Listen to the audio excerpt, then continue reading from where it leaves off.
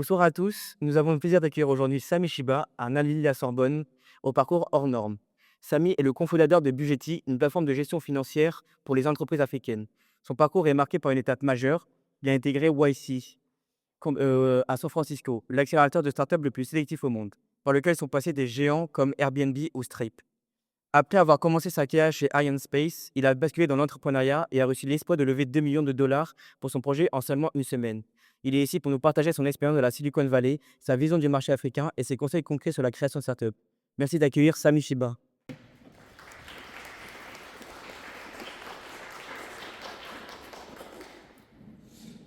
Sami, est-ce que tu peux déjà concrètement commencer par nous pitcher le jeudi en quelques mots pour les gens dans la salle? Déjà, bonsoir et merci à tous d'être ici. Je suis ravi de vous voir. Budgeti, c'est une plateforme de gestion financière pour les entreprises africaines. L'idée, c'est qu'on a construit ce qu'on appelle un assistant CFO virtuel. Donc, l'objectif, c'est d'aider les entreprises africaines à gérer leurs finances de bout en bout avec des modules de gestion de trésorerie, gestion des payables, receivables, reporting, accounting. Tout ce qui est lié à un flux financier pour une entreprise peut être géré sur Budgeti. Pour vous donner un petit exemple d'un truc qui se rapproche un peu, je ne sais pas si vous connaissez Brex aux États-Unis ou même Quanto, on va dire en Europe. On est un peu le Quanto pour l'Afrique. Merci. Alors avant Bugatti, tu étais chef de projet, tu as fait ton doctorat chez Ariane Space. Comment passe-t-on du spatial à la fintech africaine? Grande question. Même je suis toujours pas sûr de comment on passe de l'un à l'autre. Pour vous donner un petit peu de contexte, je peux peut-être vous parler un peu de juste mon petit parcours rapidement. Donc j'ai fait la Sorbonne, comme vous tous ou certains d'entre vous en tout cas. Ensuite, je suis allé à Dauphine faire un premier master en stratégie. Après j'ai bossé dans le conseil un petit peu. J'ai très vite compris que c'était pas pour moi le conseil. Donc je suis parti et j'ai repris mes études encore. J'ai fait un deuxième master. Là, je voulais vraiment pas bosser, donc je me suis dit: «C'est quoi le hack pour ne pas bosser?» Je suis retourné faire un 2 master, à Dauphine, en affaires internationales et à la suite de ce master, je suis parti en Thaïlande bosser pour une start-up et c'est là où ça a commencé à me titiller un peu et je suis revenu en Europe pour monter l'antenne européenne de cette start-up, thaïlandaise qui faisait du développement informatique. Mais mon mémoire de fin d'études de mon deuxième master, c'était sur, le spatial, sur l'industrie spatiale. Ça m'a passionné et j'ai voulu continuer à bosser sur le sujet. Donc une fois que j'avais créé l'antenne, européenne de la boîte thaïlandaise, je me suis dit: «J'ai envie de retourner sur le spatial» et je voulais toujours pas trop bosser, comme les autres. Donc je me suis dit: «Un doctorat» parce que mon premier master était un master de recherche. Donc je me suis dit: «Un doctorat, ça peut être cool». Donc j'ai proposé des projets de recherche à plein d'universités, et je suis tombé sur une opportunité chez Ariane Group. Et donc j'ai commencé à mon doctorat chez Ariane Group de cette façon-là, avec toujours ce truc de en fait, ouais, j'ai déjà monté une première boîte plus ou moins et j'en en parlera peut par la suite. La rencontre aussi avec mon cofondateur qui a fait qu'à un moment donné, je me suis dit que c'était pas fait pour moi non plus la recherche et qu'il fallait que je retourne à mes amours premiers et à l'entrepreneuriat. Merci. Comme tu viens de le dire, tu n'as pas fondé Bugatti tout seul. Tu étais avec ton associé Kosi Achille Arunku, si je le prononce bien. Comment vous êtes rencontrés, étant donné qu'il était tech lead chez Paystack, donc vraiment pas du tout dans le même domaine? Pas du tout dans le même domaine. J'ai rencontré mon cofondateur, quand on était étudiant dans ma résidence étudiante. On s'est rencontrés en faisant des soirées étudiantes dans notre immeuble. Donc avant d'être cofondateur, on est très, très bons amis et je pense que c'est très important. Heu, je sais qu'il y a plein de gens qui arrivent à monter des startups avec des gens qui connaissent à peine en se basant sur leurs compétences. Je sais que notre force à nous, c'est le fait qu'on soit de très, très bons amis depuis très longtemps, qui fait qu'on a réussi à faire ce qu'on a fait, jusqu'ici. Et il y a un moment où tu t'es dit: «Bon, bah, maintenant je vais quitter tout ce que j'ai fait avant».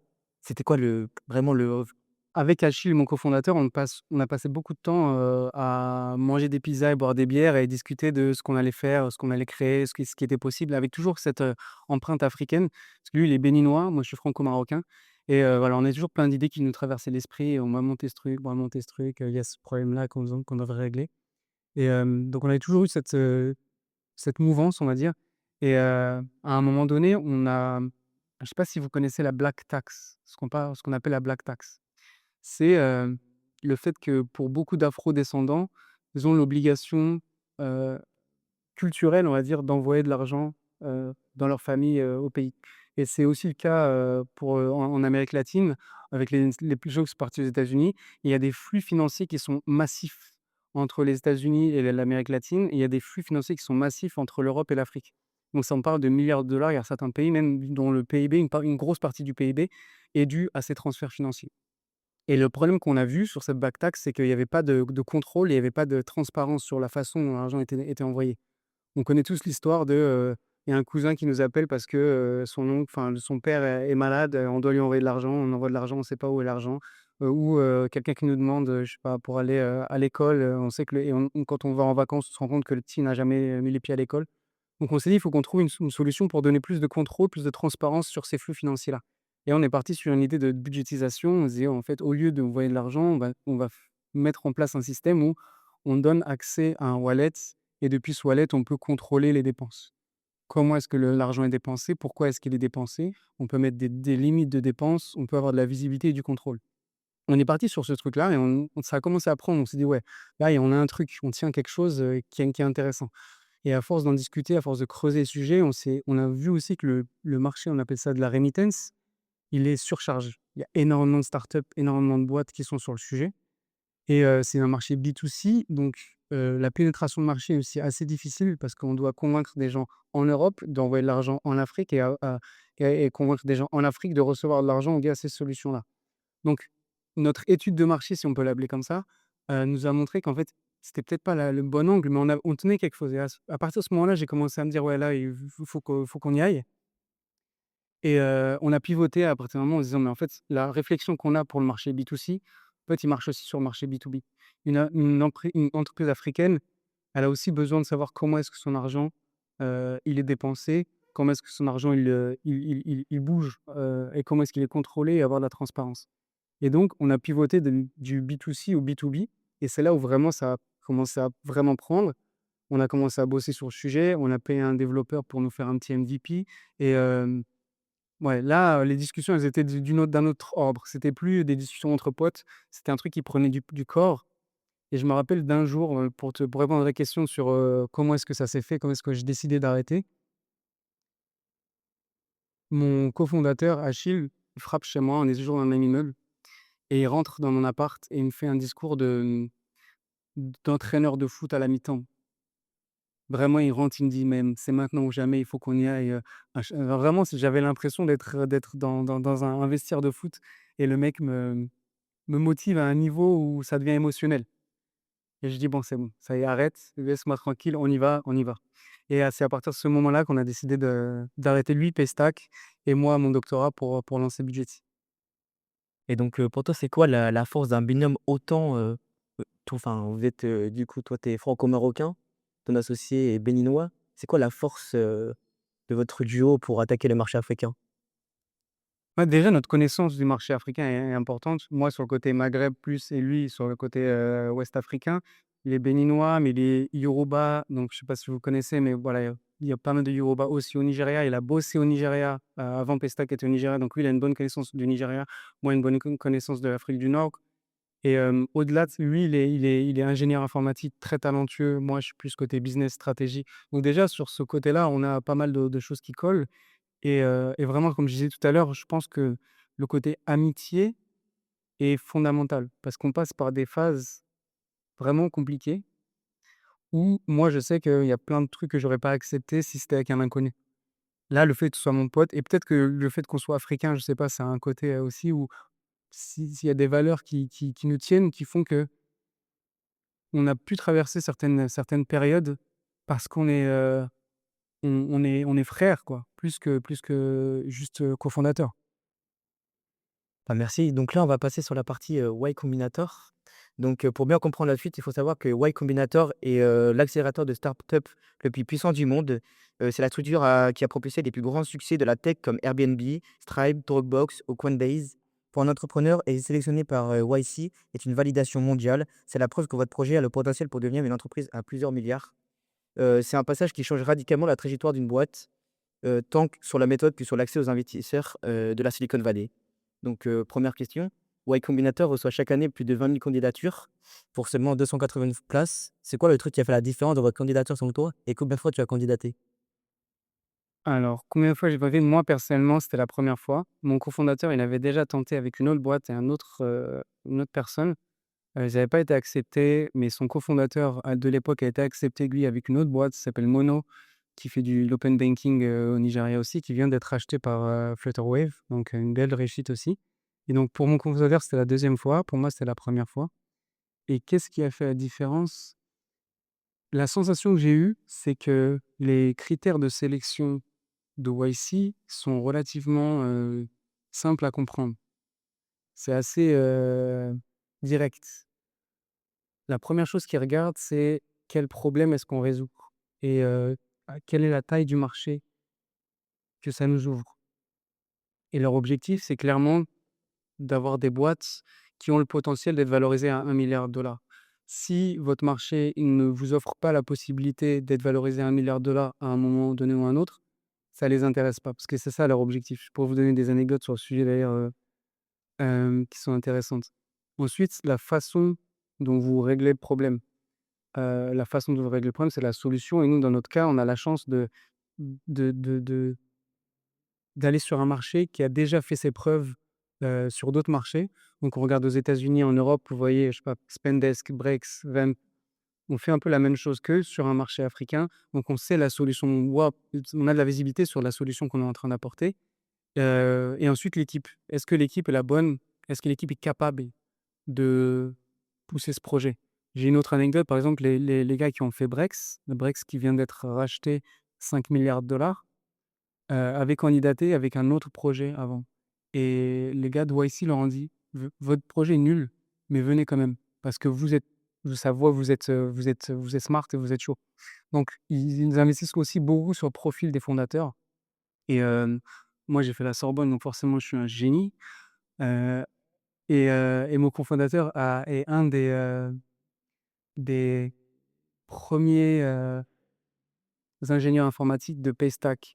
Paystack qui est une des plus grosses fintech africaines et à l'époque qui a fait l'exit le plus gros en Afrique. À l'époque, ils ont été rachetés par Stripe justement, Stripe qui est aussi une boîte, YC, qui a été racheté 200 millions de dollars par Stripe. Donc son profil à lui a joué énormément dans le côté: est-ce qu'on est capable de pousser ce projet? Est-ce qu'on est les bonnes personnes pour apporter cette solution?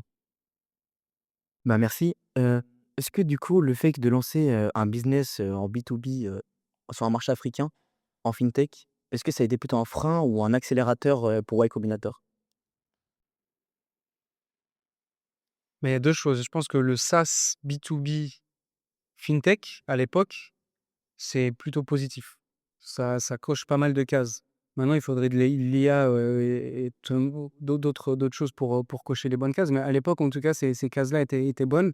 Après, le marché africain, c'était pas un bonus, c'est plutôt un malus. Quand on voit le nombre d'entreprises africaines qui rejoignent YC, c'est vraiment, à la marge. C'est très, très marginal pour l'instant, ce qui est malheureux d'ailleurs et que même quand on voit les entreprises africaines à YC, c'est toujours les mêmes pays.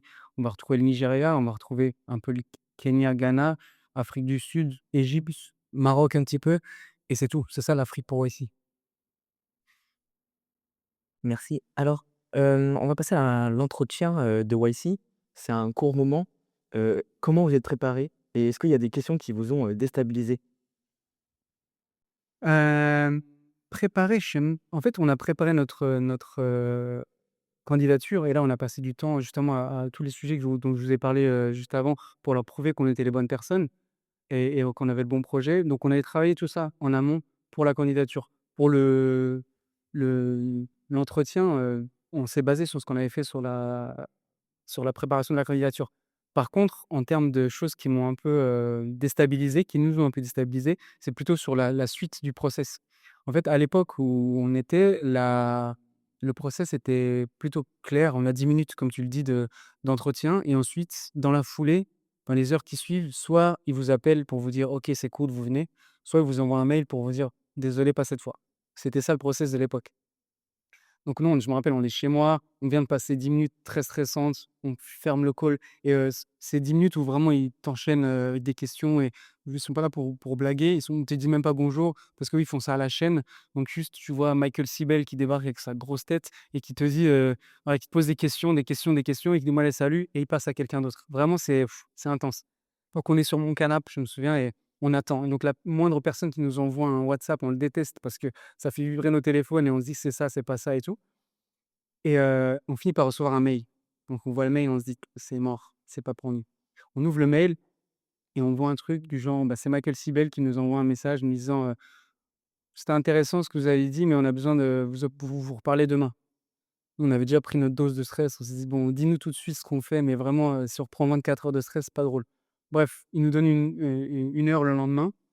On dort chez moi, mon cofondateur, mon pote, il repart chez lui, on se retrouve à la Felicita dans l'après-midi. On se dit: «On va faire le call là-bas». Sauf qu'il y a trop de bruit, donc on quitte la Felicita 20 minutes avant l'heure du call. On cherche un autre café, on rentre dans un café. On n'avait pas le temps d'aller chez moi, on rentre dans un autre café. Trop de bruit, on se dit: «On va passer pour des idiots si on fait pas ça sérieusement». Jusqu'à ce que vraiment l'heure arrive et on pouvait pas faire attendre Michael Sibel, parce qu'il a pas le temps ce mec-là.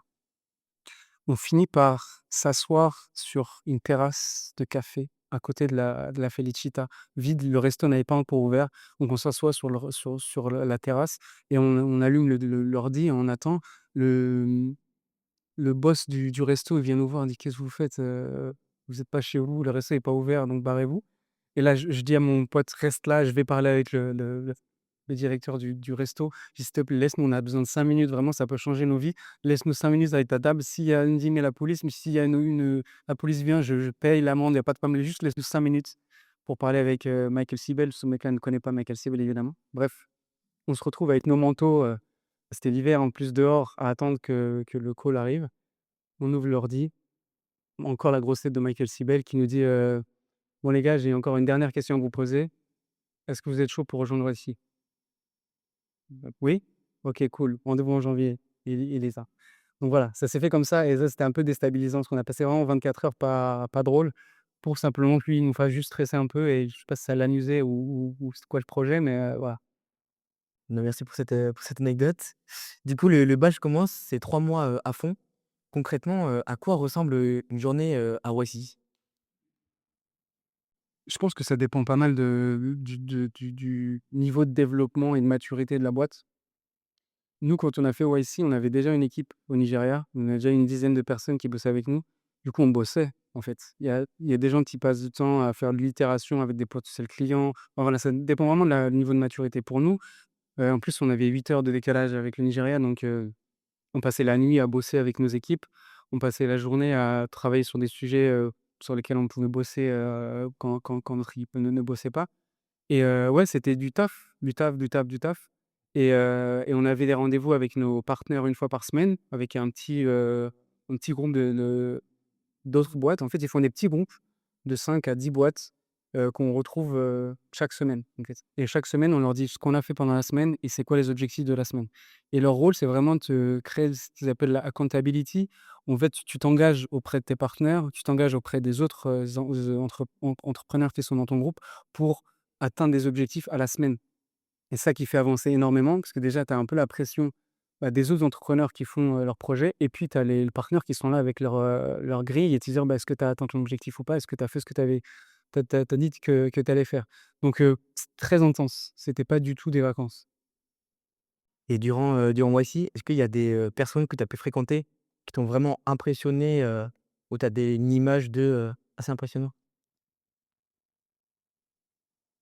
Hem, je pense que c'est déjà tous les partenaires de YC sont des gens qui ont fait des grosses boîtes et des très, très grosses boîtes. Avec des exits à plusieurs centaines de millions. Donc, eux sont hyper inspirants parce qu'ils ont atteint des objectifs qui sont assez incroyables. Et, et l'ensemble des entrepreneurs que j'ai rencontrés là-bas ont un truc inspirant parce qu'ils ont une ambition qui est complètement dingue, parce qu'ils font des projets qui sont complètement fous, qui sont toujours à la pointe de ce qui est possible de faire sur la technologie, sur les marchés. J'ai rencontré des gens qui faisaient des avions à hydrogène. Il y avait énormément de gens dans l'IA à l'époque où c'était pas aussi accessible que ce que ça l'est aujourd'hui. Donc, j'aurais du mal à te donner un exemple en particulier, et c'est juste ça te met dans un écosystème ultra inspirant, ultra motivant, qui t'oblige aussi à avoir autant d'ambition. Et donc, YC dit souvent, «Parlez à vos clients et construisez vos produits, rien d'autre». Est-ce que c'est vraiment, vrai ou, il y a d'autres choses qui se passent, en coulisses? D'autres choses comme quoi, par exemple? Par exemple? Par exemple, je sais pas, vous avez eu déjà des moments où de networking ou Ah oui, oui, oui, oui, bah oui. Alors, on passe beaucoup de temps à parler à nos clients et à builder, ça c'est clair. Mais on est à San Francisco, on rencontre des gens, on sort, on profite aussi de la vie quand même. Mais le mantra de, parler à ses clients et builder, ça c'est réel. Tous les entrepreneurs avec qui j'ai discuté, tous les gens avec qui j'ai pu échanger, c'était c'était une addiction presque. Où en fait ton seul objectif, c'est de trouver des gens qui veulent tester ton produit, quel que soit le moyen, pour qu'ils te donnent du feedback. Parce qu'en fait, tu as des idées très claires sur ce que tu veux faire, mais tant que tu l'as pas poussé sur le marché, tu es pas capable de savoir si ça a un intérêt ou pas. et donc du coup, est-ce que YC t'a déjà dit quelque chose de surprenant qui t'aurait jamais traversé, l'esprit? Le truc le plus surprenant qu'on m'ait dit, hem, que je l'ai expérimenté, c'est pour la levée de fonds, si un fonds te demande un business plan, c'est un red flag, barre-toi. Alors que moi, pendant toutes mes études, on m'a dit, business plan, voilà, il faut faire du forecast sur 5 ans, te dire dans 5 ans combien de chiffre d'affaires je vais faire et cetera. Pour YC, t'expliques qu'en fait, ton business model n'est pas mature, tu as aucune idée de ce qui va se passer dans 5 ans, donc faire des projections sur 5 ans sur un business plan, ça n'a aucun intérêt à part te faire perdre du temps et ils te diront: «Va plutôt parler à tes clients, plutôt que d'aller faire des Excel, à rallonge qui n'ont aucun intérêt» et ils nous ont clairement dit: «En fait, si un fonds d'investissement te demande de faire un business plan, c'est que vraiment soit c'est un fonds américain qui c'est une façon gentille de dire: "Je suis pas intéressé", soit c'est un fonds européen et s'il a pas compris que tu tu pas le temps pour ça, il faut te barrer» et ça m'est arrivé de parler à un fonds européen qui me dit: «Ouais, là, hyper intéressant et cetera, next step, tu nous envoies un DP et puis on fait un autre call» et je me suis vu leur dire: «Non, je vais pas vous envoyer de BP». Et donc pour eux, c'était, elle me dit: «Mais c'est un signal de sérieux et cetera». Je lui dis: «Je suis désolé, mais je vais vraiment pas vous l'employer de BP, donc si c'est vraiment nécessaire, on va s'arrêter là» et on s'est arrêté là. Et au final, on a levé très peu d'argent auprès d'investisseurs européens. D'accord et donc du coup, bon je l'ai déjà dit, mais tu as un profil marocain et du coup tu as construit un produit B2B sur le marché africain, de la France ou même, des États-Unis. Donc pour toi, c'est quoi les plus gros chocs culturels auxquels tu t'es confronté? Hem, bon, il y a des aspects culturels aux États-Unis qui ont été intéressants, dont je pourrais parler, mais je pense que le plus intéressant, c'est sur le côté, marché africain, ouais. Je ne sais même pas si c'est adaptable à tout le marché africain, mais un truc que j'ai appris et qui m'a un peu bousculé au départ, mais que je savais, mais plus personnellement et pas dans les affaires, c'est, le rôle du conflit dans les interactions. J'ai passé pas mal de temps en Asie et en Asie, le conflit est vraiment la dernière enfin, en Asie du Sud-Est, c'est la dernière façon d'interagir avec des humains. Vraiment, on essaie d'éviter le conflit, au maximum. Dans pas mal de pays africains, au Maroc, c'est le cas, au Nigeria, c'est vraiment le cas. Le conflit est une façon de communiquer. On peut très bien se rentrer dedans très vite, très fort, sans qu'il y ait de problématique, long-termiste. C'est simplement une façon de communiquer et donc par exemple, tu parles avec une entreprise qui te fait un pricing, tu vas très vite, rentrer dans la négociation un peu hard pour avoir un prix moins cher. Moi, j'étais pas habitué à ça du tout et j'ai vu des scènes et ça qui m'ont un peu, étonné et un autre exemple qui m'est arrivé quand on a créé notre, filiale au Kenya. Kenya qui est un peu différent du Nigeria. Nigeria, c'est connu pour être, un peu dur. Je reçois une facture de l'avocate qui va nous faire toute notre paperasse et je rentre directement dedans en me disant: «Tu es en train d'essayer de m'arnaquer, baisse ton prix». Un truc que je fais au Nigeria de façon tout à fait, normale et je la vois freeze complètement et ne pas comprendre pourquoi je lui parle comme ça et j'ai compris qu'en fait ça c'était complètement hors de propos et que j'aurais pas dû, me comporter de cette façon. Donc ça m'a donné un peu des habitudes, le Nigeria, qui sont pas forcément les meilleures. Donc du coup, je suppose qu'il y a des différences aussi dans la vente? C'est quoi du coup ce que tu as pu remarquer entre la France et le Nigeria, par exemple? J'ai jamais vendu en France, donc je vais avoir des difficultés à te dire, ce que ça donne. Je sais que le Nigeria, en tout cas, est j'insiste sur le Nigeria parce qu'on est vraiment beaucoup au Nigeria en ce moment, mais on va s'étendre sur le reste de l'Afrique. Mais, il y a un problème de confiance ultra important sur ce marché. Donc il faut créer de la confiance, surtout quand on parle d'argent, de flux financiers. Donc, je pense que c'est vrai sur tous les marchés, hein. Quand on parle d'argent, il faut créer de la confiance, mais particulièrement au Nigeria. Bah, vous connaissez tous les Yahoo Boys, tous les scammers, de la planète qui sont nés au Nigeria. Donc il y a eu aussi cette culture du scam. Donc quand on parle d'argent au Nigeria, qu'on n'est pas connu, ça prend beaucoup, beaucoup, beaucoup de temps de créer de l'awareness et de créer de la confiance. Du coup, encore merci pour toutes ces réponses. Tu as choisi un modèle abonnement flat rate, plutôt que des frais par transaction. Pourquoi ce choix à contre-courant? Et je ne sais pas si à contre-courant parce que les frais de transaction, c'est beaucoup pour les processeurs de paiement. Quand on processe du paiement, on va prendre des frais de transaction. Nous, on processe pas directement du paiement, on travaille avec des providers qui processent du paiement et nous, ce qu'on offre, c'est plutôt le software qui est autour, c'est le package qui est autour des flux financiers. On n'est pas que dans le flux financier en particulier. Donc déjà, sur ce point-là, c'est relativement normal qu'on soit sur un modèle SaaS, avec un abonnement mensuel ou annuel, du fait que notre rôle, c'est pas de faire transiter de l'argent uniquement, c'est tout le package software qui est autour. Et en termes business, le modèle SaaS, c'est quand même un modèle qui est assez superbe parce que ça te permet de projeter, de faire du forecast sur tes revenus. Le frais de transaction, c'est-à-dire que tu es vraiment soumis au volume de transactions de tes clients. Donc s'il y a de la volatilité sur les volumes de transactions que tu processes, bah, il y a de la volatilité sur tes revenus. Donc c'est difficile de te projeter. Alors que sur du SaaS, tu vends un abonnement annuel, tu as fait ton cash flow sur l'année, en fait, sur ce client-là. Même si, lui, en septembre, il a un peu moins d'activité, tu as fait ton cash flow sur l'année. Donc c'est beaucoup plus prédictible et ça a beaucoup plus de sens pour nous et dans l'écosystème en général SaaS, c'est ça qui se capte. Et donc du coup, il y a des clients qui ont résisté au début, qui voyaient Bugatti comme une néobanque et qui refusaient de payer, par exemple? Oui, il y a toujours des clients qui refusent de payer, il y a toujours des clients qui sont réticents, heu, mais on s'est très vite positionné comme, d'abord une expense management platform, ensuite comme vraiment un financial OS comme on l'appelle aujourd'hui. Donc on a vraiment fait très attention à ne pas se positionner comme une néobanque, pour que les gens comprennent qu'on travaille sur tout ce qui est workflow financier. On est vraiment, comme là, on parle beaucoup d'agent IA, mais on est un agent, quand on onboard une entreprise sur Budgety, ils ont conscience que c'est comme faire intégrer un nouvel employé, en fait, qui va travailler au sein de l'équipe finance. Donc c'est vraiment pas une banque, on est vraiment sur une question de process financier. Maintenant, on va parler un peu de levée de fonds. Donc, déjà, est-ce que tu peux nous expliquer ce que c'est le Demo Day et comment tu l'as préparé? Parce que c'est très intéressant pour les étudiants, entrepreneurs ici. Très intéressant. Alors juste pour le contexte, à Y Combinator, on passe 3 mois où on est, formés, on a plein de workshops sur plein de différents sujets. Comme je vous ai dit, on est accompagné par des partners qui nous donnent des conseils, qui nous guident, qui nous font avancer et le climax du programme, c'est Demo Day.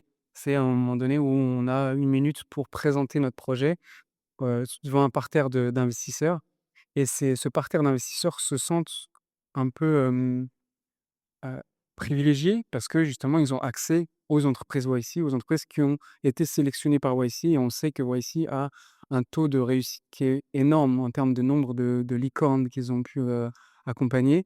Donc avoir accès aux entreprises YC, c'est un peu un plus sur le marché, du venture capital. Donc c'est comme si voilà, on était là, on a 1 minute et on est énormément, comme je dis, il y a des centaines d'entreprises, donc on a 1 minute pour pitcher notre entreprise et après eux, ils ont juste ils cliquent sur un bouton qui envoie un mail automatique: «J'ai envie de vous parler, j'ai envie d'investir». Donc on reçoit du l'inbound d'investisseurs après qui sont intéressés par le projet. Donc c'est vraiment, hyper stratégique parce qu'en 1 minute, on doit pouvoir faire la différence et tout le programme OSI finalement, converge là-dessus. Parce qu'on doit être capable de prouver à un investisseur que notre travail a du sens et la première chose qu'on fait chez YC, la première réunion avec nos partenaires, ce qu'ils nous demandent, c'est d'être capable de présenter notre projet en une phrase et c'est un exercice qui est super, super, super difficile. Si vous avez des projets, quels qu'ils soient, même pas entrepreneuriaux, concentrer une idée dans une phrase, c'est super, super dur et nous, le hack qu'on a trouvé, qui nous ont aidés à trouver, c'est de prendre un quelque chose qui est connu pour les investisseurs et leur dire que c'est pour l'Afrique. Donc nous, typiquement, c'était Brex. Brex, comme je vous l'ai dit, qui vient d'être acheté. Et nous, c'était Brex for Africa. Donc tous les investisseurs américains savent ce qu'est Brex parce que c'est une grosse licorne. Et donc, on leur explique qu'on va faire une licorne pour l'Afrique. Et ensuite, leur montrer l'attraction. Ça m'a aussi appris à comprendre le marché du VC, que je connaissais vraiment pas avant de faire YC, et de comprendre quelle était leur façon de penser et leurs objectifs. Et ils voient les entreprises comme des assets qui peuvent faire du rendement. Et en fait, c'est un multiplicateur qu'on leur offre. Donc, il faut être capable de leur montrer qu'on a assez de traction pour faire un multiplicateur et que si aujourd'hui ils mettent 100 000 $, dans 5 ans, ils ont la possibilité de faire fois 100.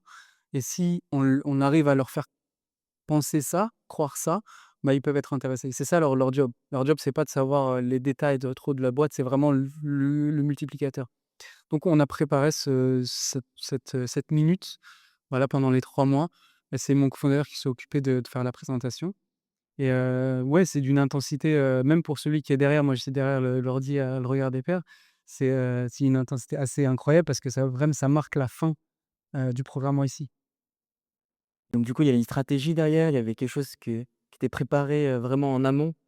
Bien sûr, parce qu'il faut expliquer aussi pourquoi est-ce qu'on lève des fonds. L'idée, c'est pas de lever des fonds pour lever des fonds. Il y a toute une question aussi de, à quelle valorisation on lève des fonds, pourquoi on lève des fonds, qu'est-ce qu'on va faire avec ces fonds-là. Donc nous, on avait une stratégie très claire, on savait combien on voulait lever, pourquoi on voulait lever et que ça faisait sens aussi vis-à-vis de la valorisation qu'on avait à ce moment-là. Donc du coup, tu as dit que tu avais reçu plusieurs, offres pour investir. Comment tu choisis, par rapport à quels critères surtout? Il y a des gens qui ont le luxe de pouvoir, dire non à des investisseurs et faire des choix et nous, ça a été, nos investisseurs sont intéressants, hein. Moi, je pense qu'il faut pas se tromper sur, le rôle des investisseurs. Souvent, on se dit, le rôle de l'investisseur, enfin, on va leur demander des trucs en échange de leur argent, comme s'ils allaient nous accompagner ou, nous aider. Ils peuvent nous aider, en fait. On leur envoie des investisseurs updates en leur demandant une intro, en leur demandant des choses très précises qui peuvent nous déclencher. Ils sont pas là pour faire, l'exécution. C'est nous les mecs qui sont sur le terrain et c'est à nous d'exécuter. Eux, ils sont là pour nous donner les ressources. C'est comme si, je sais pas, vous étiez à la guerre, il y a le soldat qui est sur le terrain, puis, il y a aussi des investisseurs qui sont, en back office et qui envoient les ressources. Donc c'est leur rôle, c'est de nous donner les ressources pour pouvoir exécuter, pas autre chose. Donc, nous, ça a été vraiment des discussions avec des investisseurs et en fait, les investisseurs qui étaient prêts à investir, et puis qui pouvaient aller vite, on a accepté leurs investissements, on a avancé, on a des investisseurs, des beaux investisseurs très, très intéressants qui peuvent aussi nous faire des intros dans leur portfolio et cetera. Puis une fois qu'on avait, clôturé notre round, on a juste arrêté les meetings. On n'a pas multiplié les rendez-vous. Une fois qu'on avait clôturé notre round, on a dit: «OK, on arrête, ça y est, on a ce qu'il nous faut, on passe à autre chose». Donc maintenant, on va parler, un peu de ta vision à long terme et voir tes conseils aussi pour les étudiants. Donc, imaginons, tu as la chance de pouvoir parler au toi qui était à la Sorbonne, quel conseil lui donnerais-tu?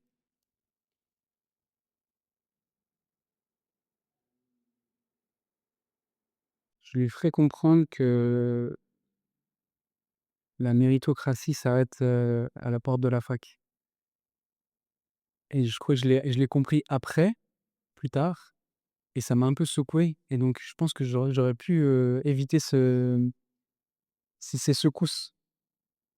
Heu, je pense que c'est important de comprendre que la vision de la réussite quand on est à la fac est super différente de la vision de la réussite qu'on a quand on sort de la fac. Hem Je vous donne un exemple je faisais du conseil, hein, pendant une période et j'étais tr j'ai bien réussi à la fac. J'avais de très bons résultats et j'ai toujours beaucoup bossé pour avoir de très bons résultats et quand je suis rentré dans le monde du travail, dans le conseil, je me suis rendu compte que c'était pas le fait de bosser mieux que les autres qui faisait qu'on avançait mieux. Voilà, faut être au bon endroit, dans les papiers de la bonne personne, parler, voilà, se montrer et cetera.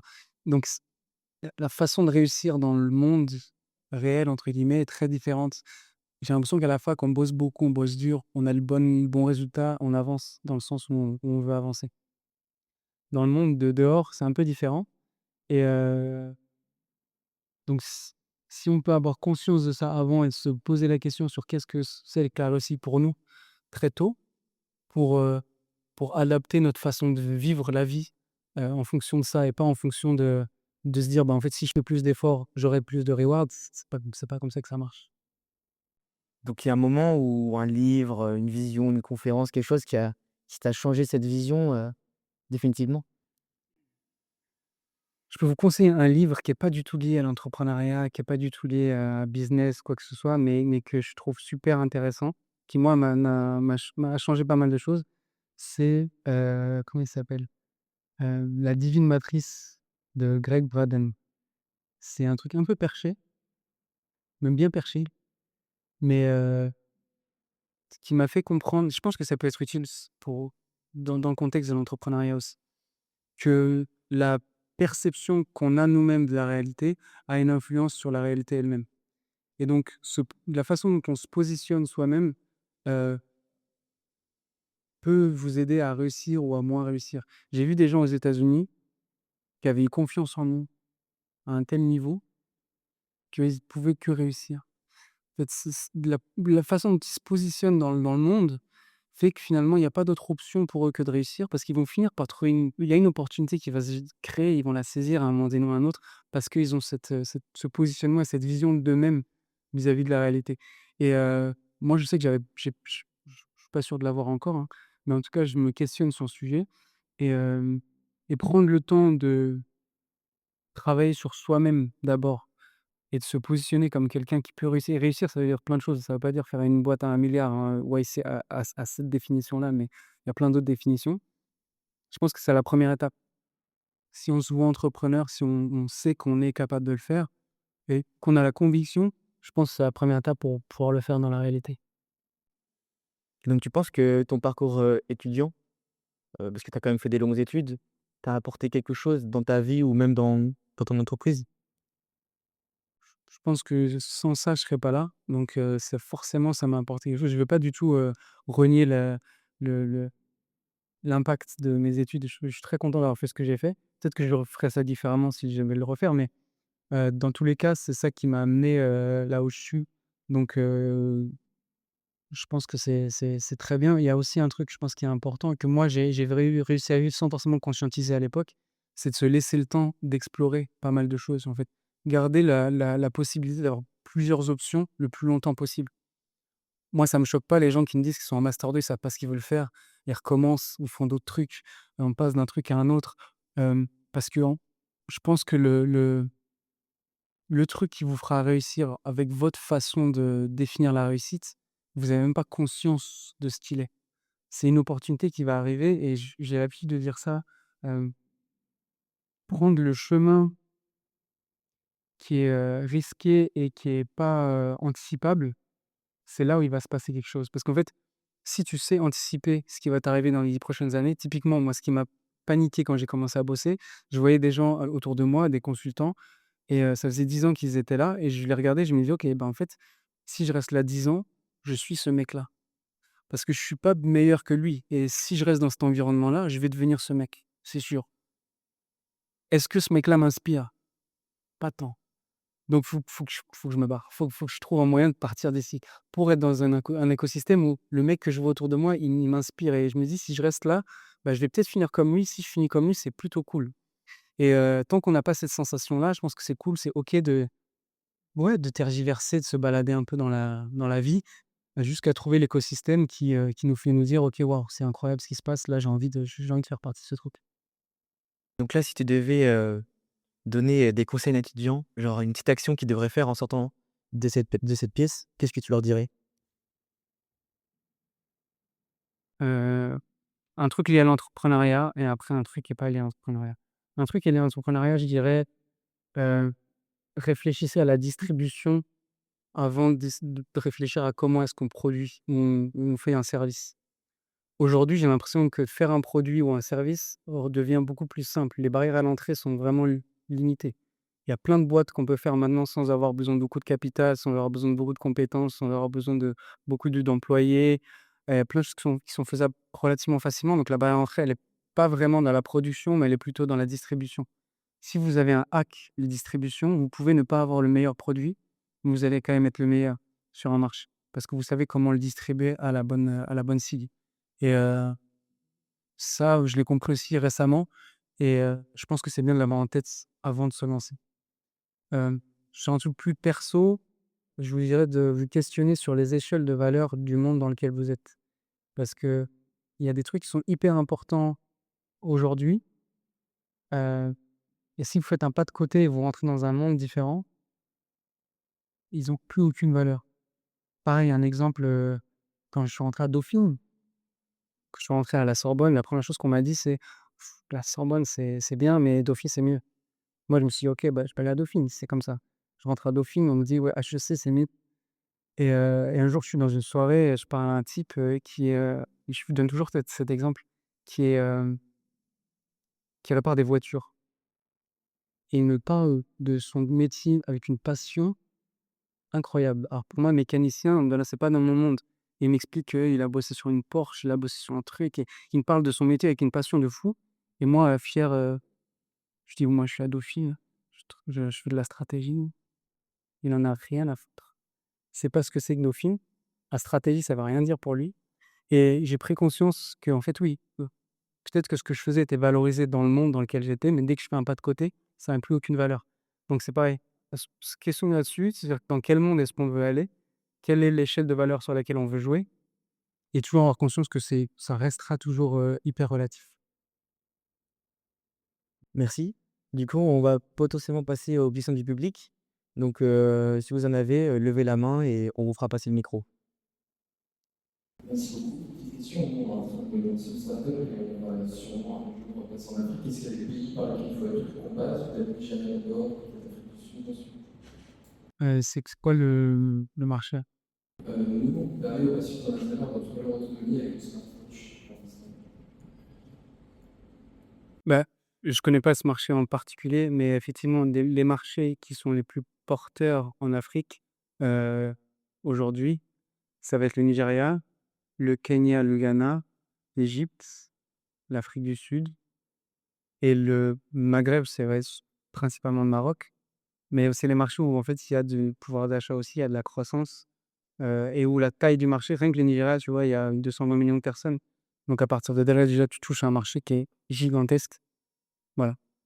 Et peut-être qu'on peut contacter les producteurs pour rentrer sur le marché, il faut y aller en. Et ce serait et si c tes interlocuteurs seraient des hôpitaux, ce serait, Ouais, les hôpitaux, peut-être, tu vois, les ministres qui sont peut-être accessibles, je sais pas du tout comment ça se passe. si tu connais les bonnes personnes, c'est accessible. Le truc dans pas mal de pays africains, ce sont sur un modèle, anglo-saxon, sur la santé. Donc il y a pas mal d'hôpitaux privés. Et donc, dans ce cadre-là, du coup, les discussions de gens, je pense, sont plus faciles que, la version, administrative qu'on connaît, en France. Donc si tu as une discussion, business avec un hôpital, ça peut se faire complètement sur ces marchés-là.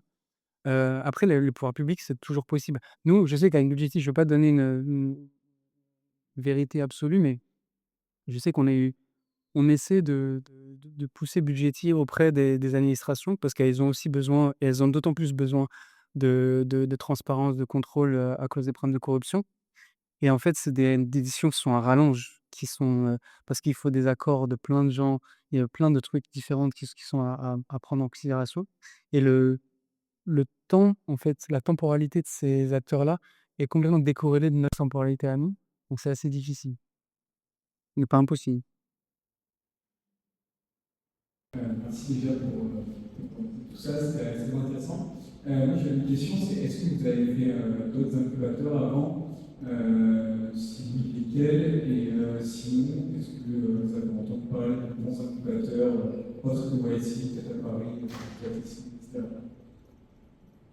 On n'a pas fait d'autres incubateurs, on a directement fait YC et je pense qu'il y en a plein, les incubateurs qui fonctionnent bien, Startup 500, il y a je sais pas, je connais pas les noms. Ah, enfin, alors à Paris, j'en sais rien, je vais pas te mentir, en fait, il y a aussi un truc qui est, important, parce que on en parlait juste avant.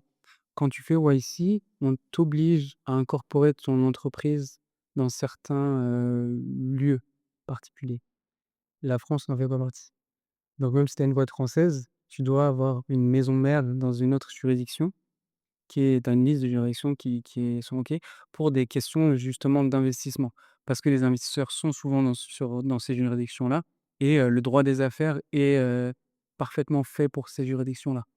Hem, nous, en fait, dès qu'on a créé la boîte, on était que tous les 2, on savait pas où on allait. On a créé la boîte directement aux États-Unis et on a fait ça, on était très orientés aux États-Unis dès le départ. Le Tu vois, le marché français, on s'y intéresse pas encore.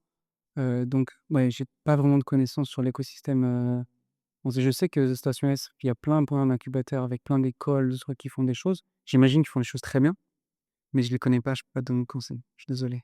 Merci. Est-ce que tu penses que tu aurais réussi sans West? Ouais. Là où je vais te donner un peu plus de contexte, c'est que c'est pas que YC, on avait déjà, des clients, on avait déjà levé des fonds avant YC aussi. Peut-être ça, je n'ai pas parlé, mais, un des facteur qui a peut-être pu aussi nous aider à rentrer chez Oasis, c'est qu'on avait réussi à lever des fonds avant de rentrer chez Oasis. Donc ça a donné aussi un signal de se dire: «Bah, en fait, il y a les mecs qui ont déjà fait confiance à ces types-là». Donc je pense que ça aurait été plus long, je pense que ça aurait été plus dur, mais oui, on aurait réussi à là. C'est une question. Je voulais savoir ce que tu penses actuellement des gars de la réalisation de SAS, parce que maintenant, on est très bien cette sujet-là. Et aussi, je reviens sur ce que tu disais, c'est que les gens ne se connaissent pas vraiment de la façon de SAS. Mais c'est le problème, c'est la distribution, c'est la direction de Alors déjà, là, très, très intéressant le sujet de l'IA et des SaaS, c'est un grand sujet du moment et je vais pas faire comme si je savais comment ça allait se passer, mais j'ai des idées et je pense que c'est vrai qu'en fait, mais nous, on le fait même en interne. Il y a des SaaS qu'on fait sauter parce qu'ils nous demandent des tarifs qui ont aucun sens et donc on refait un CRM aujourd'hui, tu peux faire ton propre CRM en une semaine.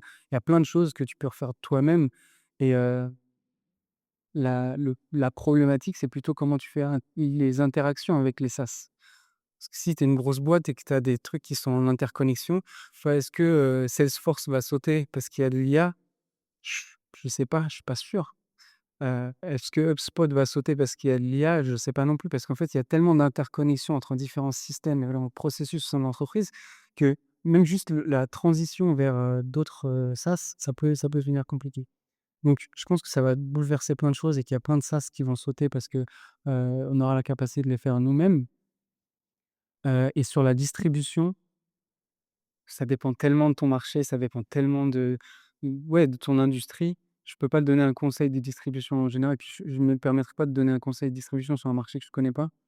Hem, mais pour moi, en tout cas, c'est le hack, c'est ça la valeur, distinctive maintenant sur un marché. Moi, si je devais investir dans une boîte, je regarderais si les gars sont chauds en distribution et s'ils ont trouvé un hack sur la distribution. Je pense je Merci beaucoup pour ton histoire. J'ai deux questions. La première, c'est comment construire justement cette confiance en l'équipe. Je pense que ce n'était pas très évident. Comment tu as eu ton premier client? Qu'est-ce que c'était comme un groupe qui vous dit, OK, on coopère avec toi. Et deuxième chose, c'est pas votre avantage compétitif par rapport aux autres. Je pense que c'est des concurrents aussi. Et c'est des décisions qu'il faut choisir vous et pas autre. Alors, comment trouver le premier client? Ça a été une bataille assez exceptionnelle, et le hack qu'on a trouvé, c'est un peu de la triche, mais une boîte nigériane dont le un des cofondateurs est français, l'autre a des liens avec le Bénin, mon cofondateur est béninois, qui sont installés à Paris pendant quelque temps et au lieu de les choper au Nigeria, on les chope à Paris et en fait, on avait essayé de vendre ça à leurs équipes. En fait, on était directement voir le CEO qui était à Paris et on lui a montré, on lui a dit: «Regarde, depuis Paris, en fait, tu peux gérer tes finances et les gars au Nigeria ne peuvent plus, voilà, te voler de l'argent, grâce à ce système». Et c'est lui qui a appelé les gars: «Mais les gars, j'ai trouvé une solution, vous allez utiliser Budget». Et on a eu beaucoup de chance parce que, faut pas se mentir, la première année, c'était une catastrophe. Notre produit était cassé.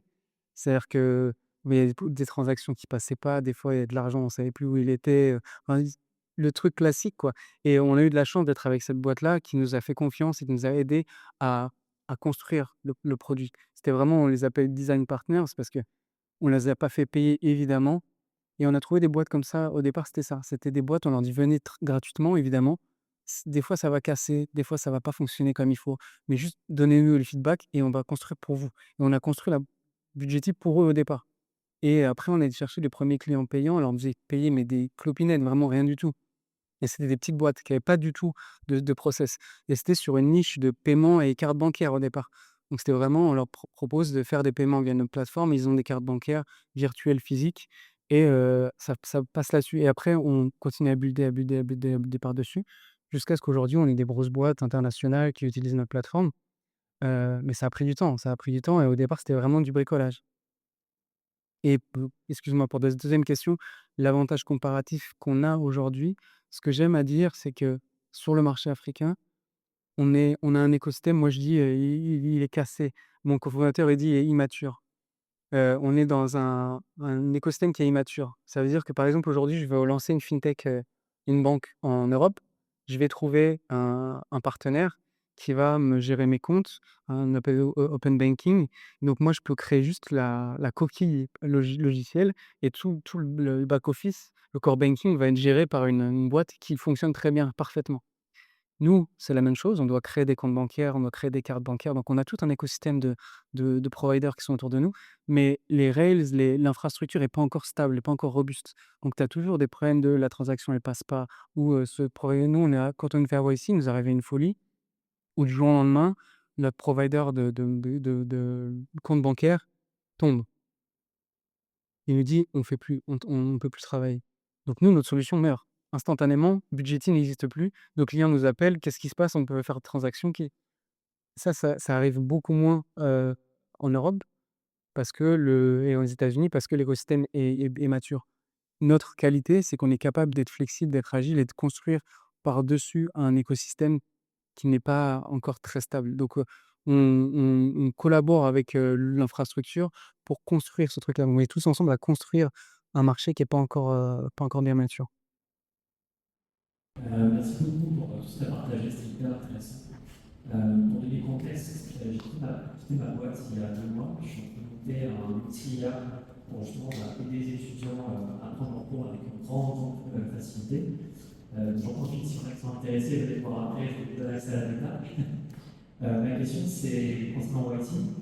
Tu as parlé de l'entretien que tu as eu avec toutes les questions qui vous ont balancées à la chaîne pour challenger. Est-ce que tu peux détailler un peu c'est quoi les questions que tu as eues et aussi en compter pour donner encore plus de tips sur comment on se préparer le plus possible pour YT et marquer les points? Tu veux tenter YC? J'aimerais bien. Je le souhaite. Hem, J c'est sur les 3 points, principaux sur c'est quoi ton marché, comment tu l'adresses et qui tu es, qu'il faut être très, solide sur tes appuis. Ça veut dire que ton marché, tu sais exactement expliquer pourquoi c'est un marché qui peut te valoriser 1 milliard de dollars. Qui achète, pourquoi, comment, combien. Tu vois, si tu as des données sur le sujet qui sont solides, et tu as pas besoin d'avoir 1 milliard, juste des données claires. En fait, sur les slides, de la démo day, tu as 4 slides, en fait, et tu vas pas commencer à raconter ta vie.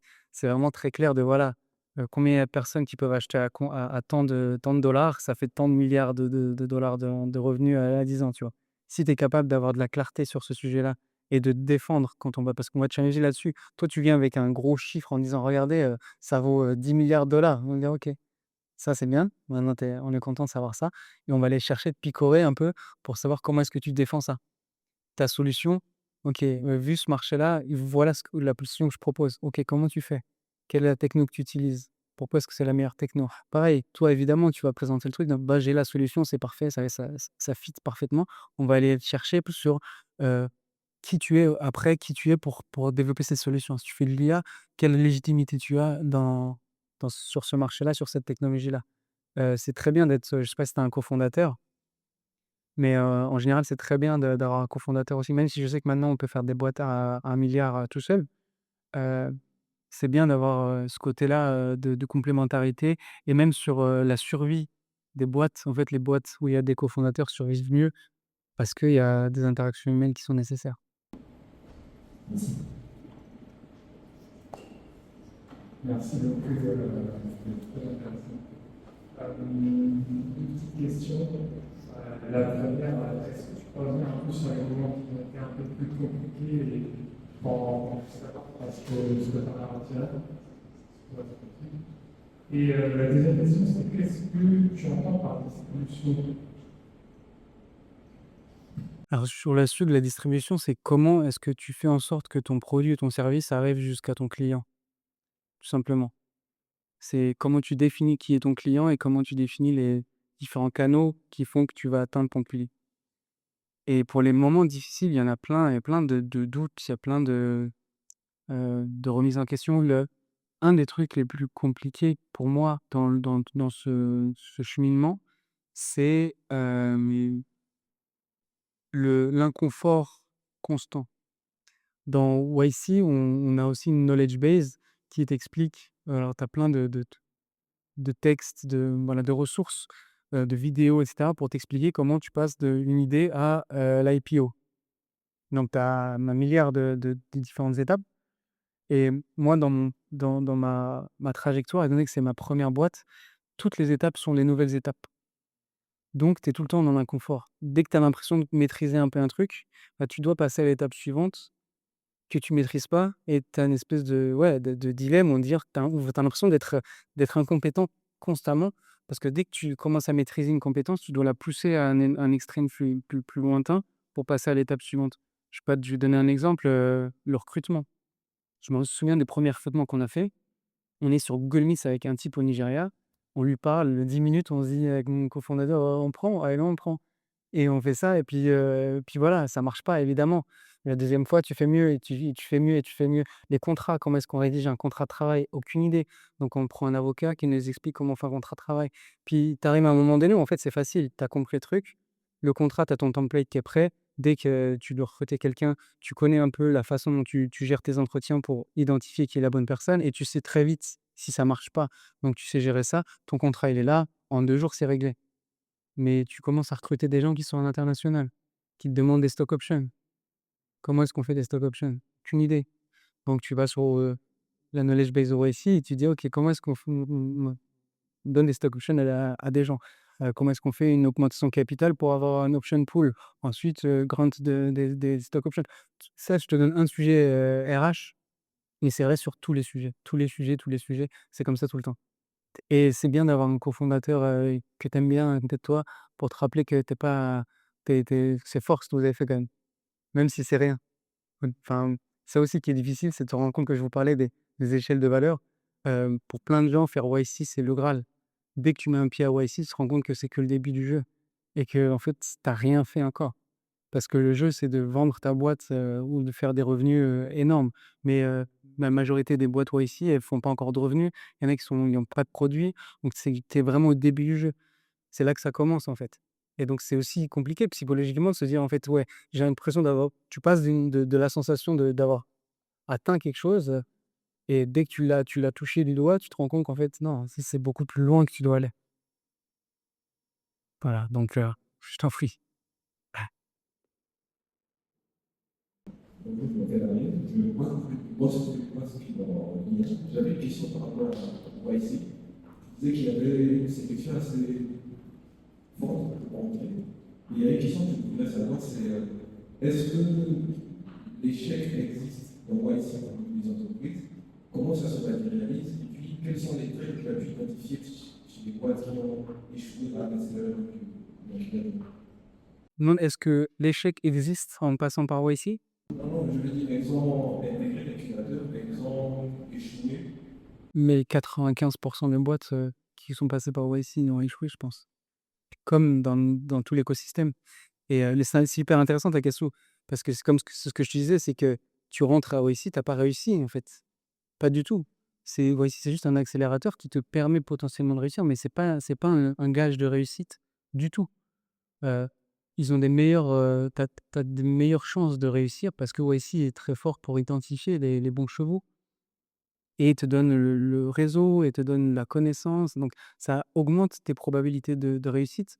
Mais, je connais pas les chiffres, mais le taux d'échec dans le monde des startups est énorme. Quand tu fais YC, tu réduis un peu ce taux d'échec et c'est tout. Mais j'ai vu des boîtes échouer, enfin échouer, je sais pas ce qu'on appelle échouer, mais arrêter les activités pendant le batch parce que les cofondateurs sont pas d'accord et ils décident de liquider la boîte avant même la fin du batch. Il y a plein d'histoires comme ça. Il y a plein de boîtes qui pivotent, qui passent leur temps à pivoter, où chaque semaine, quand tu as la réunion avec les partenaires, ils viennent avec une idée nouvelle, avec un nouveau pivot, parce qu'en fait, ils ont testé leur idée, ça marche pas, donc ils reviennent avec d'autres choses. Et il y a des gens qui pivotent jusqu'à la fin des temps, jusqu'à ce qu'il y ait plus d'argent. En fait, c'est ça, et ce que te dit YC, c'est eux, l'argent qu'ils investissent, en tout cas, c'est de l'argent où tu dois le dépenser pour trouver une idée.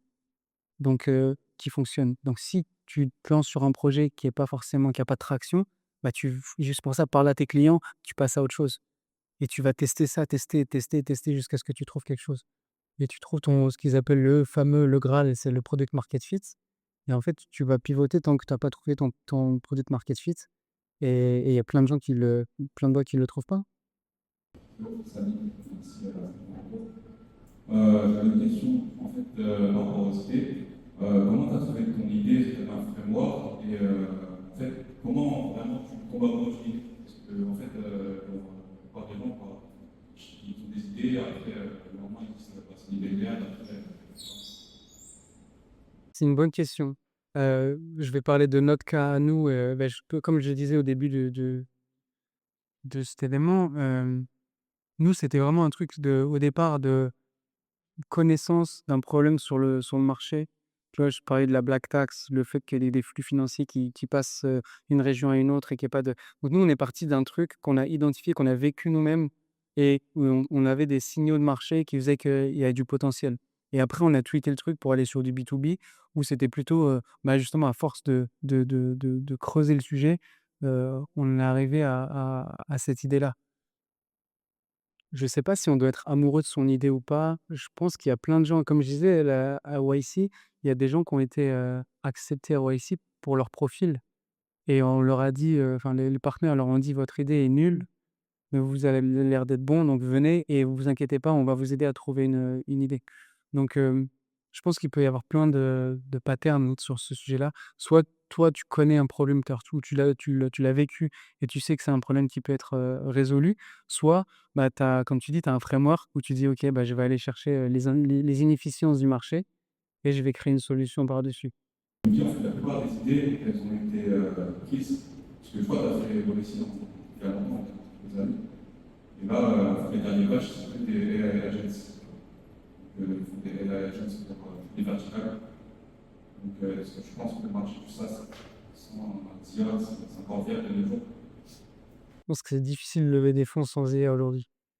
Et il faut pas oublier que YC, c'est un accélérateur, mais il prend 7 de ta boîte minimum. Ça, on n'en a pas parlé, mais c'est payant YC. C'est payant dans le sens où tu donnes une partie de ta boîte à YC. Enfin, tu donnes en échange de l'accompagnement et d'un demi-million de dollars. C'est ça YC.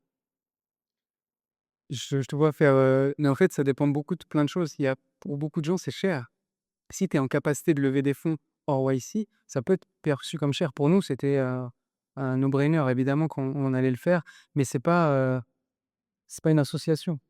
Donc YC, pourquoi ça fonctionne bien? Parce que justement, ils ont des exits tellement monstrueux qu'ils ont du cash, énormément de cash et ils sont capables de, renvoyer du cash chaque année dans différents batchs et tu vois le nombre de boîtes dans lesquelles ils investissent. En fait, il y en a, comme je disais, il y en a plein qui échouent, mais les gros noms qui explosent, quand tu vois Stripe, tu vois Airbnb, tu vois Brex, 5 milliards d'exits. Donc ça fait du cash qui rentre, tu vois? Et c'est ça leur business model. Leur business model, c'est d'accompagner des boîtes pour les faire exploser et eux, pendant les exits, récupérer de l'argent, ils redéploient et ça se passe comme ça. Ouais et donc oui, AI agent, c'est le truc où il faut être et il y a un truc qui est intéressant aussi à comprendre du point de vue, venture capital, c'est que le risque pour eux, souvent, c'est pas de perdre de l'argent sur un deal, c'est de rater le deal. C'est un coût d'opportunité énorme. Imagine, tu investis dans tous les AI agents, il y en a un que tu as raté, c'est lui qui pète, tu vois? Donc vaut mieux, arroser pour être partout. Parce que s'il y en a un qui pète, tu es dedans. Et donc oui, là, c'est le truc des AI agents, ils savent pertinemment qu'il y en a plein la majorité qui va aller nulle part. Si dedans, il y en a un, c'est le prochain Google, le prochain Facebook, le prochain, qui va sortir 10 milliards de valo, c'est cool, ça va rembourser tout le reste. Vous avez la question, hein. Si c'est en 2026 et que tu lances un code, est-ce que tu lancerais bon, Je suis biaisé parce que là, je t'avoue, j'ai pas l'énergie mentale de m'intéresser à développer une autre boîte. Et le fait que, tu sais, il y a le côté SaaS dont on parlait où le SaaS est en difficulté parce qu'il y a, etc. Mais il y a aussi le côté infrastructure financière, dans notre cas, qui peut pas encore être réglé par l'IA. Nous, on est plugué à des banques, on doit gérer les API avec différents providers. Tu sais, il y a des trucs où, comme je disais, l'écosystème est pas encore mature. Donc, il est pas mature pour tu viens avec ton IA, tu le balances au Nigeria et ça va te créer Budgety 2.0. Donc, on a la chance d'avoir encore des barrières à l'entrée sur le sujet. Donc, là, j'ai envie juste de me focus là-dessus et de profiter du edge qu'on a créé ces dernières années. tu as dit tout à l'heure que vous avez fait du B2C et que vous avez fait du B2B. Et parallèlement aussi, quand tu citais des pays africains où il fallait se déplacer, c'était bien bien. Et la remarque, c'est que des pays en zone, en fait. Et moi, la question, c'est comment est-ce que une boîte qui est une start-up, qui a pour ambition de trouver tout le marché africain, comment est-ce que cette boîte arrive à rencontrer ici, ou à des ici européens qui ne connaissent pas vraiment grand-chose en fait au problème de l'Afrique? Bah, c'est toujours le problème, c'est que si toi, tu vois un truc que les autres voient pas, soit enfin, c'est difficile. Je enfin, il y a 2 options, tu as capté. Hem,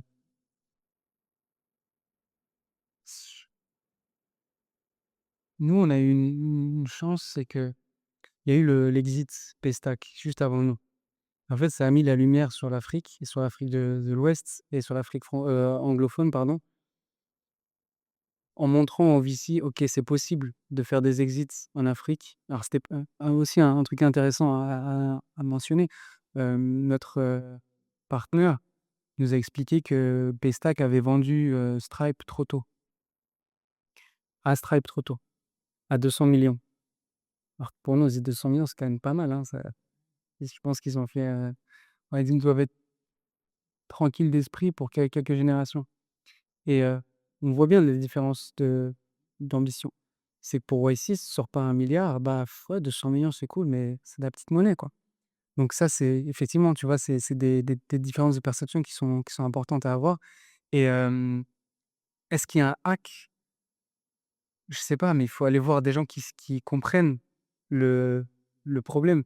Je pense que si tu vas voir, des investisseurs qui sont vraiment pas, habitués à la problématique que tu adresses, de toi-même d'aller les convaincre, pourquoi pas, hein, mais tant qu'il y a pas des indicateurs qui leur montrent qu'il y a de l'attraction pour eux, je suis peut-être que le hack, c'est plutôt d'aller identifier des investisseurs au départ qui ont une meilleure perception du problème.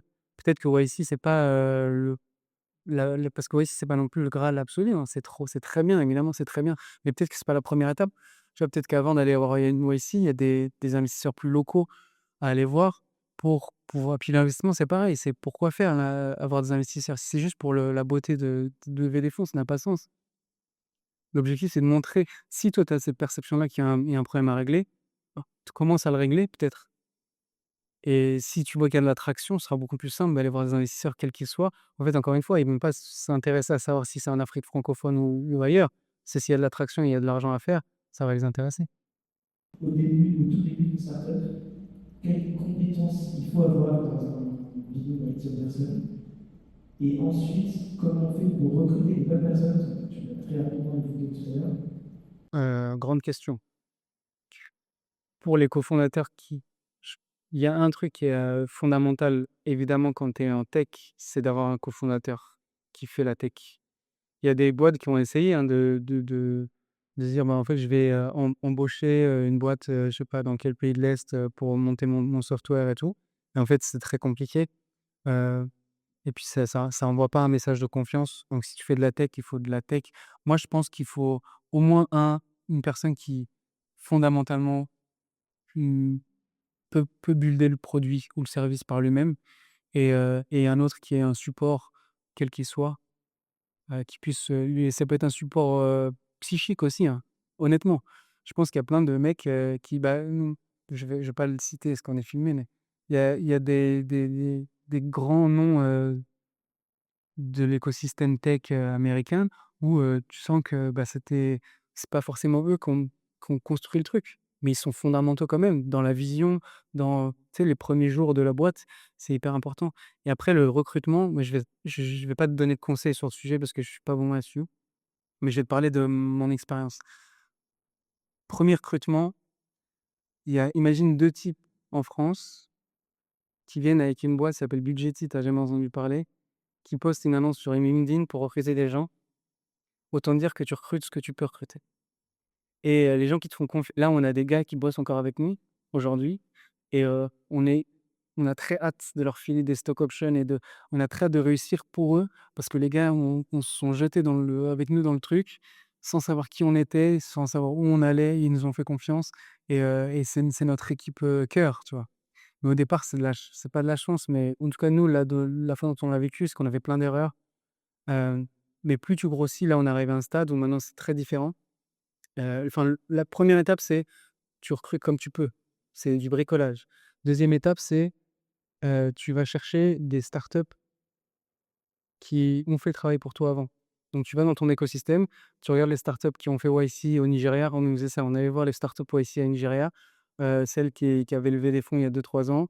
Nous, on a plus de fonds parce qu'on vient de lever, on va chercher les gars, on va les débaucher. Et en fait, il y a une espèce de roulement comme ça de salariés, notamment sur les ingénieurs, en fait, qui passent d'une startup à une autre parce qu'on se les passe. Et eux, ils sont plus matures, donc ils ont la capacité d'aller chercher des profils plus seniors et nous, on récupère leurs profils juniors, tu vois? Ça fait comme ça. Et là, maintenant, on est arrivé à une troisième étape où on va recruter des gens qui ont prouvé leur qualité, leur expérience, à travers, leur profil. On va chercher des gens qui sont reconnus dans l'écosystème. Par exemple, sur le marketing, on va chercher quelqu'un qui est influent sur l'écosystème du marketing et de la croissance, au Nigeria, et on lui fait des propositions. Là, on vient de recruter quelqu'un pour, product manager. C'est quelqu'un qui est expert sur cross border payments. Il est reconnu dans l'écosystème. Il a une boîte, qui fait de la communication sur ce sujet-là. Il a fait du consulting pour plein de grosses boîtes, nigérianes sur ce sujet-là. On va essayer de le chercher lui, et donc ça demande des salaires beaucoup plus élevés, ça demande des packages plus élevés, et donc c'est petit à petit, tu structures ta façon d'attirer les talents différemment. Merci pour ce témoignage. J'avais une question. Pourquoi vous avez choisi d'incorporer aux États-Unis dès le départ? Et est-ce que ça a joué dans la création de votre site? Ouais, nous, on était incorporés aux États-Unis depuis le départ parce qu'on connaissait les règles de YC. Et en fait, comme je disais tout à l'heure, pour intégrer YC, tu dois être incorporé dans certains territoires particuliers, dont les États-Unis, mais il y a aussi Singapour, le Canada, les îles Vierges. Enfin, il y a toute une liste de juridictions dans lesquelles tu peux être, et ils ne te financent que si ta maison mère et la propriété intellectuelle est, située sur ces juridictions-là. Pour une simple raison, c'est que les investisseurs sont sur ces juridictions-là, donc on partage la même juridiction, le même droit des affaires, et les flux financiers sont beaucoup plus simples. Il y a certaines juridictions où les investisseurs ne veulent pas mettre leur argent parce qu'ils savent pas comment le récupérer, connaissent pas les règles du jeu, donc ils veulent investir que dans les juridictions qu'ils connaissent. Donc tu vas avoir une liste d'États, une liste de pays, dans lesquels tu dois incorporer ton entreprise. Vous avez choisi quelle femme? Delaware. Merci beaucoup. Pas d'évasion fiscale, hein. C'est juste, pour, Si toi, tu vas avec zéro budget marketing, tu devras acquérir 100 000 utilisateurs, tu fais quoi les deux en même temps pour quel business? pour la digitalisation de ton site? Tontine, pour les gens, parce que je viens d'entendre parler d'un projet, peut-être que c'est lui, pour les entrepreneurs, pour les business ou pour les Là, pour les particuliers, c'est quand tu structures les économies et tour à tour, chacun touche un tel matériel. où sont les clients? Où sont les gens qui utilisent ça? Bah, justement, en fait, comme c'est des communautés qui sont très fermées, on va dire que c'est difficile de les atteindre. Donc, ce serait peut-être soit du cold call, soit de chercher directement les leaders dans le groupe ou les associations. Mais du coup, j'ai pas trop d'idée par rapport à ça. Encore une fois, je veux pas donner parce que je suis pas capable de donner des conseils sur tous les sujets parce que je les connais pas. Mais comme ça, de but en blanc, j'ai l'impression que parce que ce que je connais bien, par contre, le sujet des tontines, c'est un truc très physique. Donc il y a des réunions, il y a les gens se voient. Donc pour les 100 premiers, je pense que j'irai les voir physiquement. Je ferai pas du cold call. Parce que honnêtement, moi et les gens que je connais autour de moi, surtout les tontines, c'est des trucs des anciens un peu. Donc les appeler pour leur dire, «On va digitaliser ça», je pense que ça va être compliqué. Donc moi, je le ferai de façon physique. Et il y a un truc intéressant que YC nous dit: «Faites en sorte d'avoir 100 clients qui vous adorent plutôt que 10 000 clients qui s'en foutent». Donc les 100 premiers clients, passer du temps avec eux, et nous, on est encore dans cette vague-là, hein, de vraiment les bichonner. Il y a 2 trucs qui sont hyper intéressants, qui viennent de YC, c'est ça, c'est, avoir vos 100 premiers clients qui vous adorent et faites des trucs qui scalent pas.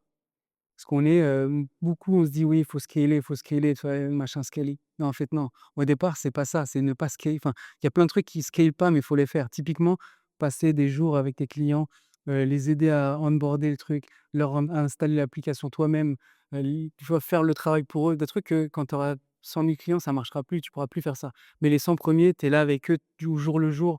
Nous, on a compris ça aussi peut-être tardivement, mais on fait des sessions de formation physique où en fait, on va dans les boîtes, on va avec les salariés, on leur montre en où est-ce qu'il faut cliquer, comment est les documents. On a tous un flow d'onboarding, donc parce qu'on a des trucs de compliance et tout, ils doivent nous donner leurs documents. On va dans leur boîte, on leur dit: «Voilà le document qu'il nous faut», on le prend nous-mêmes en photo, on fait les scans, machin, on le fait nous-mêmes parce qu'en fait, c'est que comme ça qu'ils vont nous adorer et qu'ils vont vraiment onboarder dans le truc. Donc je pense que pour ton cas, ça va être un peu la même chose.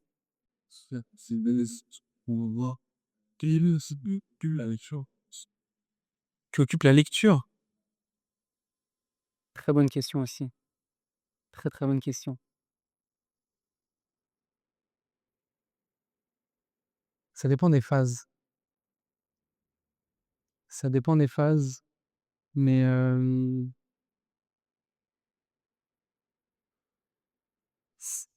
c'est les lectures que j'essaye de pas être dans la lecture de trucs trop, business justement. En fait, je passe tellement de temps, mais par contre, je regarde plein de podcasts, de trucs, donc je suis là-dedans beaucoup, tout trop. Et donc la lecture, je vais lire, le livre dont je te parlais tout à l'heure, je vous parlais tout à l'heure, c'est un truc qui est complètement déconnecté, mais qui est plus sur, la perception de la réalité. J'aime beaucoup les trucs un peu perchés, sur l'histoire aussi un peu perchée et tout, qui juste te décalent un peu de justement de la réalité, business du quotidien. Et je pense que c'est ultra, ultra, ultra important, comme je vous disais tout à l'heure, de mettre un pas de côté pour se rappeler que, ouais, ici, c'est cool, mais c'est pas la vie. Le business, c'est cool, mais c'est pas la vie. Les millions de dollars, c'est cool, mais c'est pas la vie. Et d'avoir la lecture, ça peut être un très bon outil pour ça. C'est bien, c'est bien.